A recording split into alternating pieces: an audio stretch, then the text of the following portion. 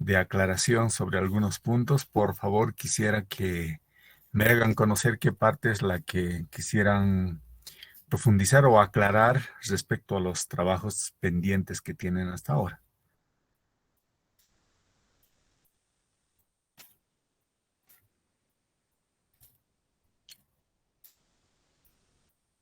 ¿Qué dicen, queridos?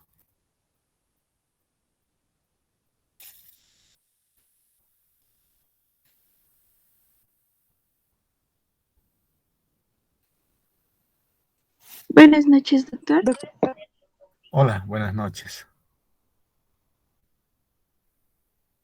Eh, Tal vez sería más sobre lo que yo decía del marco teórico, las partes en sí del marco teórico, doctor. Ah, ya. Ok.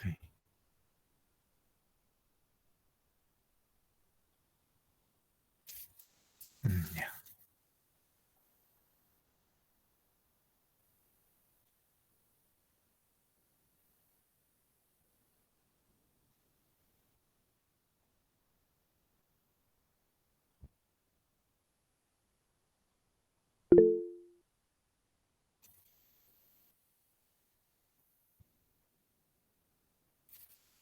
Pueden ver la pantalla, ¿no? Sí, doctor. Ok. Bueno, la monografía, como les decía anteriormente, es como cualquier otro trabajo de investigación que comienza desde la idea de investigación, el tema de investigación y posteriormente el planteamiento de problema. Y dentro del planteamiento de problema tenemos la definición del problema, descripción del problema, delimitación del problema y finalmente la formulación del problema, también llamado planteamiento. Eh, y pues eso se lo hace en forma de interrogante, ¿verdad? Y luego definimos los objetivos y la justificación respectivamente y luego entramos de lleno al famoso marco teórico. La monografía, en este caso de recopilación, termina con el marco teórico, lo que quiere decir que no se ejecuta en la práctica investigativa a la realización del proyecto, solamente se queda hasta el marco teórico. Esa es la monografía. Por lo tanto, una de las partes más importantes en este tema es el marco teórico.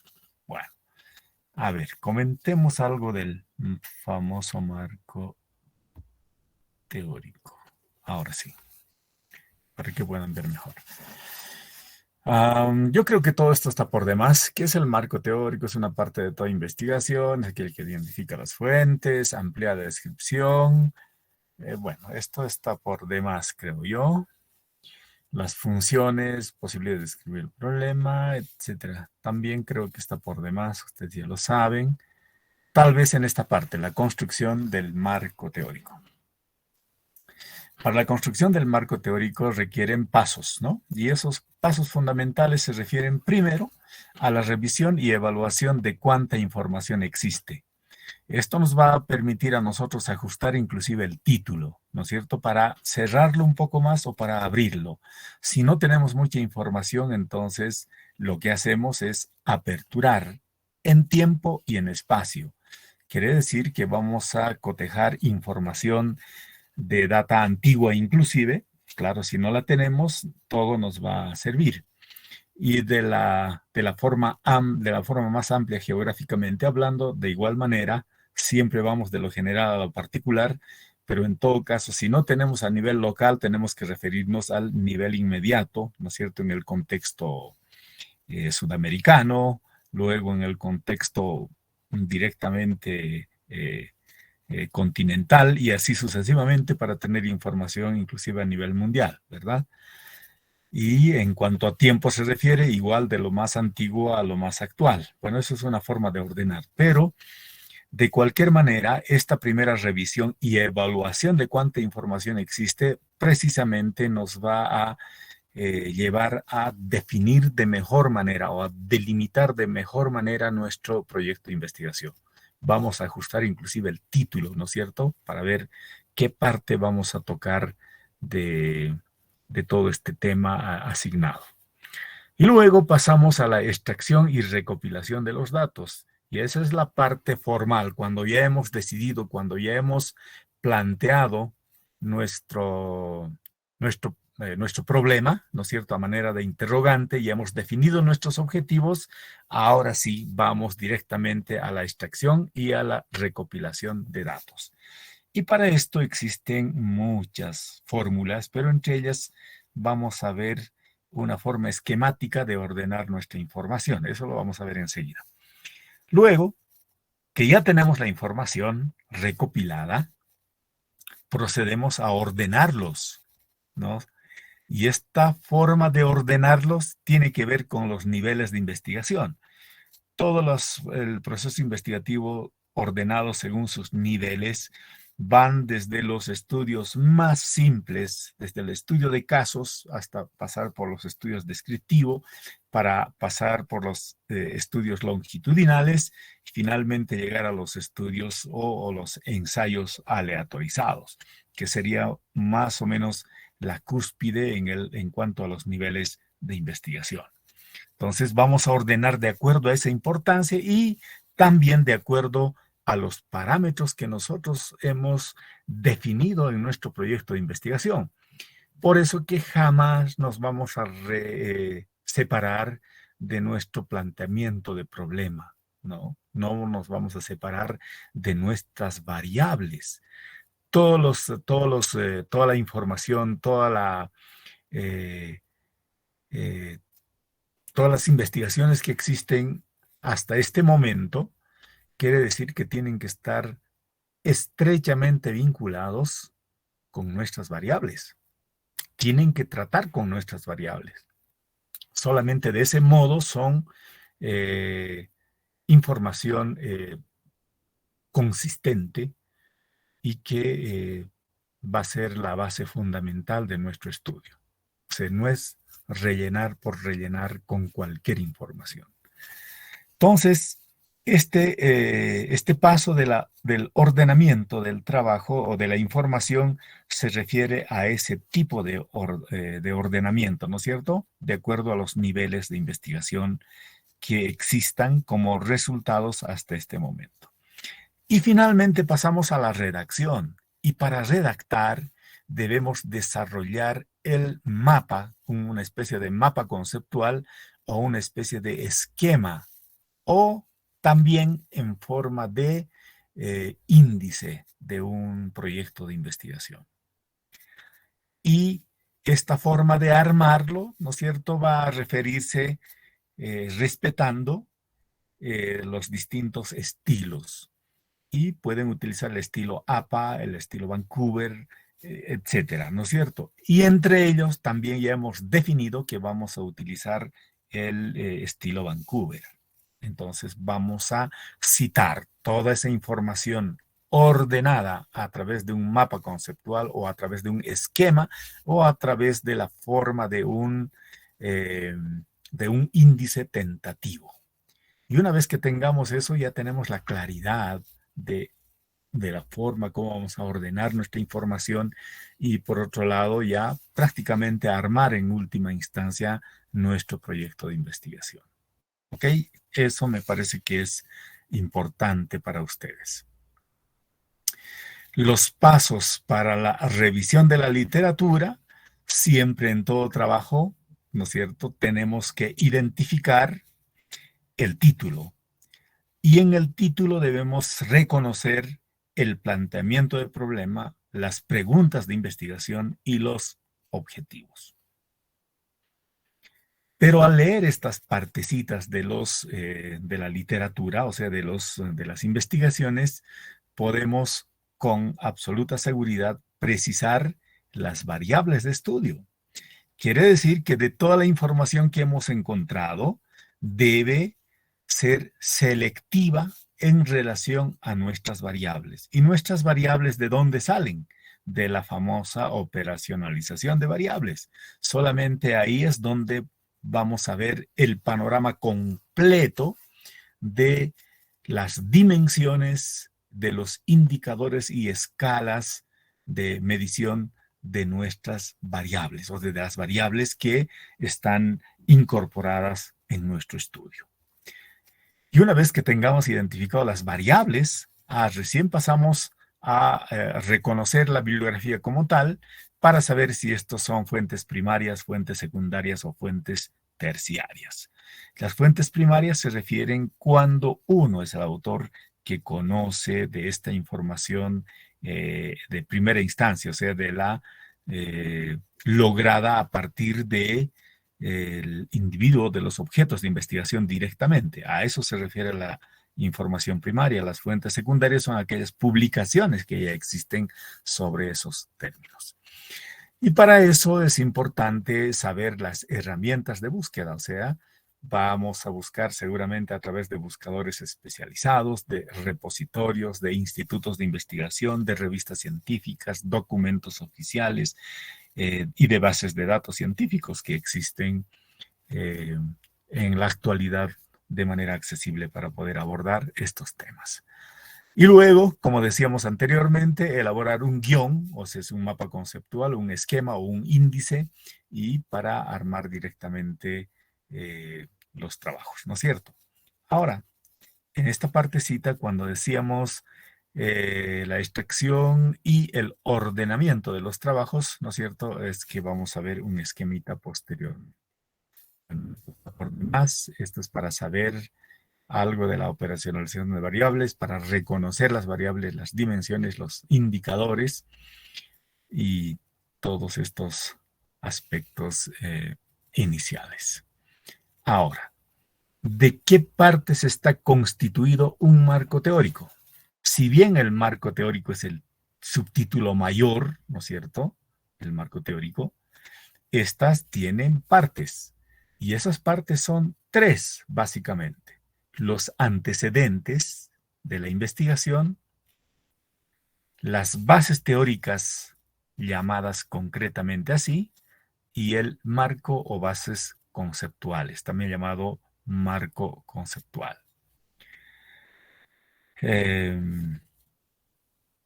Reconociendo entonces estas tres partes fundamentales del marco teórico, vamos a ver algunas diferencias. ¿A qué se refieren los antecedentes? Su nombre lo dice todo, antecedentes, todo lo que se ha hecho anteriormente. Quiere decir que son aquellas investigaciones realizadas y que guardan relación con nuestro problema de estudio y que están vinculados a nuestras preguntas, nuestros objetivos de investigación. Solamente son esos estudios los que nos van a servir, ¿verdad? Entonces tenemos que recopilar toda esta información existente, referente a nuestro tema, pero no diré a nuestro tema, referente, donde estén incluidos nuestras variables, que eso es lo más importante, porque vamos a reconocer que en una monografía vamos a trabajar apenas con una variable. Yo estoy diciendo en este momento variables en plural, pero en una monografía se trabaja sobre una variable, ¿verdad? Entonces, sobre esa variable es que tenemos que trabajar. Obviamente que esa variable seguramente tiene varias dimensiones y subdimensiones inclusive, ¿verdad? Bien. Y lo otro son las bases teóricas. ¿Qué son las bases teóricas? Quiere decir que son los modelos teóricos existentes que sustentan nuestra investigación. Como estamos en el marco de una investigación cuantitativa, no cualitativa, cuantitativa, quiere decir que que su precepto teórico es deductivo. Y si es deductivo, quiere decir que hay teorías que explican el comportamiento de nuestro objeto de investigación. Entonces ya existe una teoría. Por lo tanto, en todo trabajo de esta naturaleza lo que vamos a hacer es probar hipótesis, ¿verdad? En cambio, en los estudios cualitativos se construyen hipótesis, ¿no es cierto? Se estudian apenas para formular hipótesis, pero en los estudios cuantitativos lo que se hacen son probar hipótesis. Bueno, estas teorías pues son las que explican ya de manera general a los aspectos particulares. Por eso se dice que va de lo general a lo particular. Existen teorías que explican ya el comportamiento de un fenómeno particular. Y de las bases teóricas, si existen varias teorías, tenemos que mencionarlas todas y quedarnos con una y explicar en nuestra redacción por qué nos estamos quedando con una teoría en sí. Eso es lo fundamental. Y finalmente, dentro del marco conceptual o las bases conceptuales son las definiciones o conceptualizaciones de las principales expresiones o de las variables o subvariables o de las dimensiones que están involucrados en nuestro problema de investigación. Entonces, si vamos a hablar de edad, por ejemplo, como una de las variables o subvariables, quiere decir que tenemos que precisar qué es edad, ¿no es cierto? ¿Qué es edad? ¿Existen varios tipos de edad? Sí. Una edad cronológica, una edad psicológica, hasta edad dental existe, ¿no es cierto?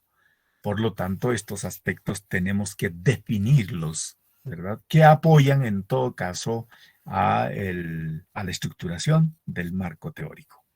Entonces, a saber, tienen que estar básicamente divididos entre estos tres componentes.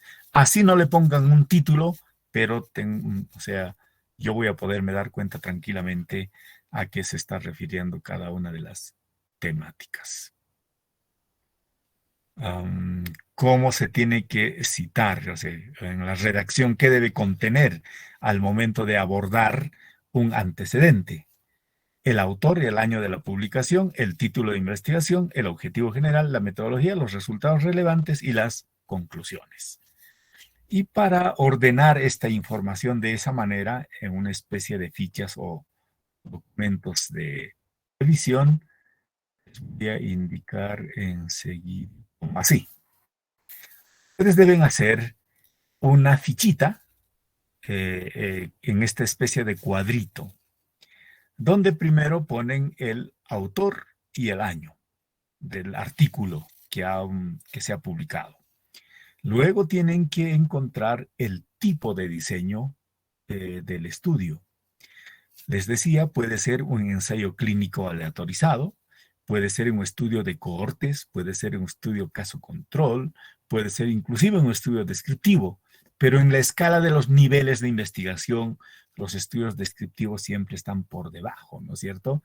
Por encima están los estudios analíticos y en ellas tenemos los estudios longitudinales y algunos transversales, ¿no es cierto?, que llegan a probar hipótesis también, los estudios explicativos, ¿no es cierto?, y los estudios aplicativos, finalmente. Entonces, eso es para saber la calidad de nuestro artículo. Para eso se sabe. Pero, pues, si colocamos esto, ya sé yo de la calidad del estudio. Pero no es suficiente. Tenemos que saber las características de la muestra, ¿no es cierto? Con cuántas personas han trabajado, cuál era el universo o la población y cuál era la muestra. Y en ellas a veces hay que llegar a la definición del método de muestreo y del cálculo del tamaño de muestra. En este caso ya sabemos cómo se muestrea en los estudios aleatorizados o en los ensayos clínicos aleatorizados, ¿no?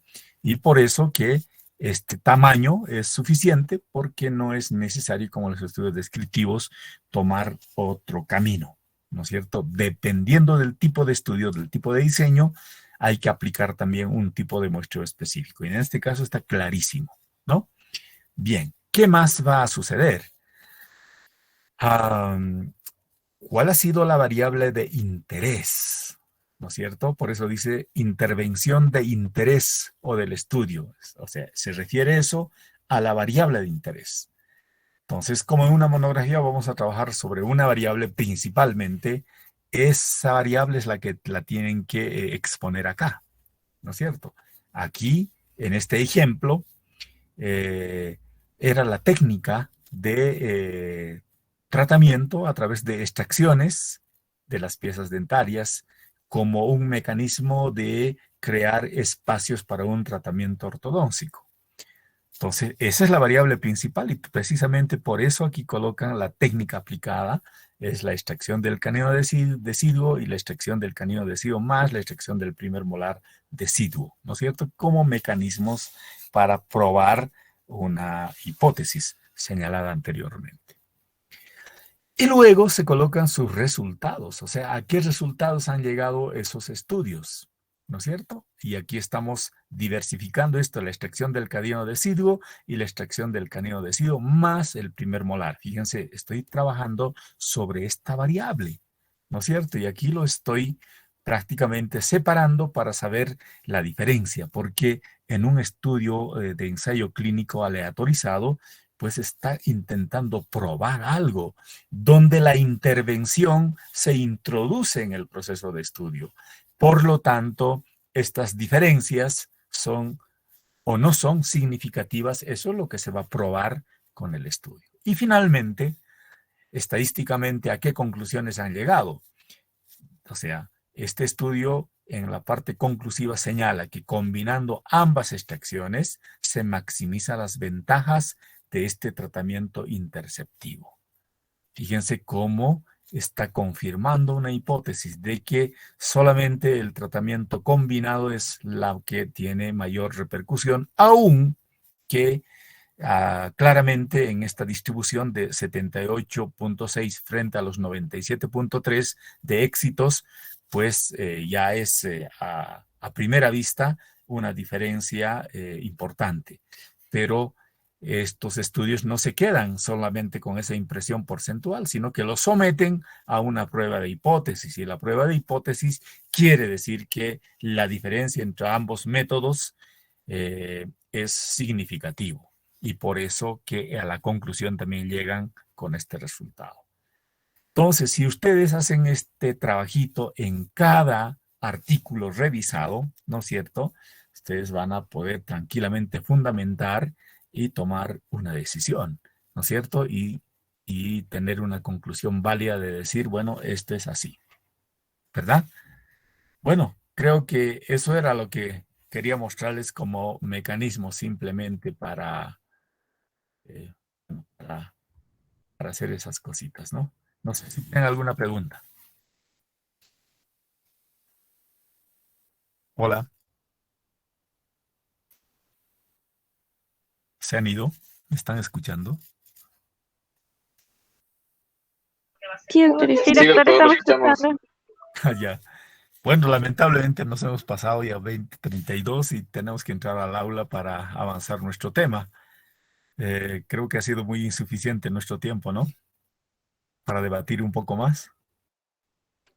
Sí, doctor. Ya pasa el tiempo.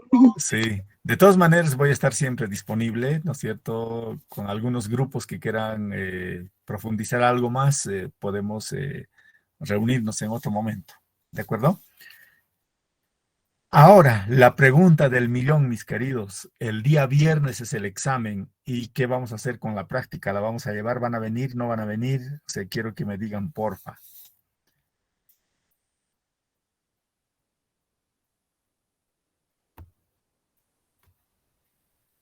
Hola, hola. Me estoy refiriendo a todo el grupo de prácticas. Tenemos parcial y tendríamos que hacer al mismo tiempo la práctica, o sea, ¿y qué vamos a hacer o vamos a postergar o qué es lo que va a suceder? Por favor, díganme. Doctor, una consulta. ¿Va a ser igual las prácticas como hoy día? Sí. Es para perderse toda la mañana, no es como ahora. Tenemos que hacer, parecido al dactilograma, tenemos que hacerlo en la clase. Es un poquito más complicado, digamos. En-